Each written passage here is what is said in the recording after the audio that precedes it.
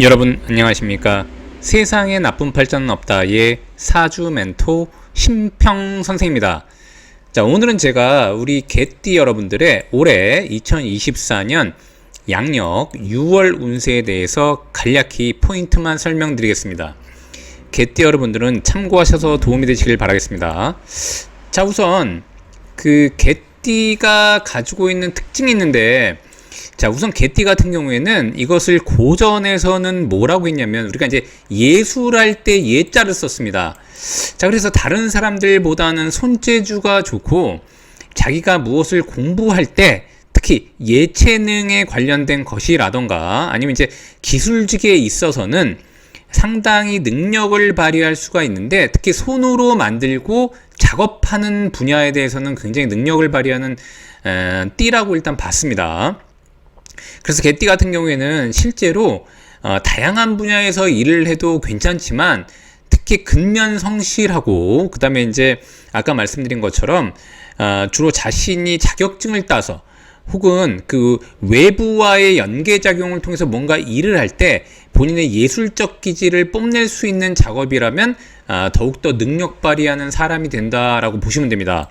자, 그런 와중에 2024년 이렇게 용의해를 만난 것은 굉장히 이제 의미가 있는데, 자, 우선 개띠가 용의해를 만나면 무슨 일이 벌어져도 벌어진다고 보시면 됩니다.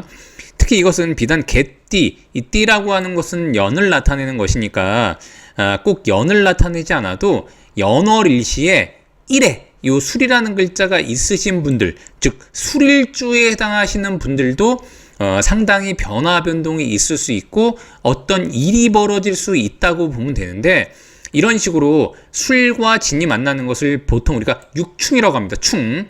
자, 충이라고 하는 것은 변화 변동을 만들어내는 가장 중요한 인자이고, 띠라고 하는 것은 본인의 조상 자리이자 부모 자리를 의미하기 때문에 본인이 이동 변동이 없으면, 특히 본인이 만약에 국가에 관련된 국공립성 조직에 가담해서 일을 할 때는 2024년 용의해에 본인의 운신의 변화가 많이 일어난다고 볼 수 있고, 근데 본인이 만약에 움직이지 않으면 본인의 조상 자리나 부모 자리에 변화 변동이 있을 수 있다고 보시면 됩니다.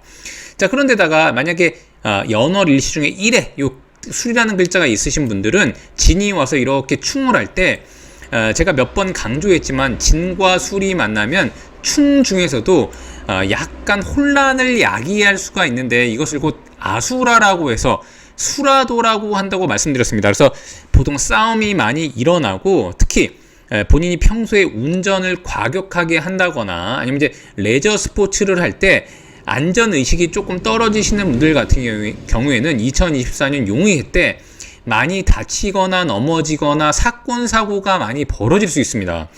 자, 그래서 개띠 같은 경우에는 2024년 1년 동안은 어떤 것을 하든지 간에 평소보다는 좀 조심성 있게 움직일 필요가 있고, 남들과도 쟁투가 벌어질 확률이 굉장히 높기 때문에 가능하면 양보하고 이해하는 마음을 갖는 게 굉장히 중요합니다.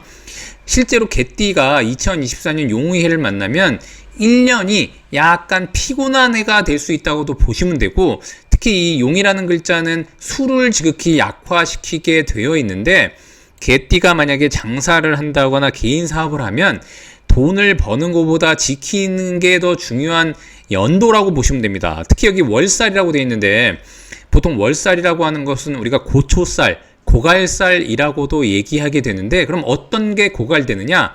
바로 수가 고갈됩니다. 그래서 개띠한테는 이 수라고 하는 것이 자금을 움직이는 굉장히 중요한 요소가 되기 때문에 특히 돈이 약간 마를 가능성이 있다고 보시면 됩니다. 그렇다고 모든 직종이 다 마르는 것은 아니고, 특히 이제 개인 사업을 하시는 분들 같은 경우에는 조금 유의해야 된다고 보시면 되는데, 특히 이 진이라는 글자가 비견에 해당돼서 자신과는 약간 유사한 사람들을 의미하기도 하니까, 본래 본인이 인간관계에 있던 사람들, 원래 지인이 있다면 절대 돈 관계는 하지 않는 것이 좋고, 주변 인물들 때문에 돈에 관련된 문제가 일어나지 않도록 굉장히 조심해야 된다고 보시면 됩니다. 기본적으로 개띠는 2024년이 약간 어수선한 해가 될 수도 있다고 보시면 되는데, 이럴 때 6월을 맞이하게 되면 이 오라는 글자 자체는 이렇게 진과 술이 충이 일어나서 뭔가 어수선한 상태를 실제로 6월이 오게 되면 굉장히 안정화되는 경향이 있다고 보시면 됩니다. 자, 그래서 그것을 3회라고 하는데, 이 회라고 하는 것은 뭔가 안정화되지 않은 것을 합의로 이끌어내서 뭔가 서로 간의 이 의견 일치를 만들어내서 안정화시키는 것이 바로 회라고 보시면 되고, 이 오라는 글자는 개띠가 볼 때는 본인을 돕는 인자가 되기도 하고, 그다음에 본인보다 나이가 많은 사람들 또는 본인의 권한, 그 다음에 이제 본인의 계약서 같은 것을 의미하기도 하는데, 2024년에 약간 안 풀렸던 일들이 6월이 되면 비로소 풀리는 경향이 굉장히 많다고 보시면 됩니다.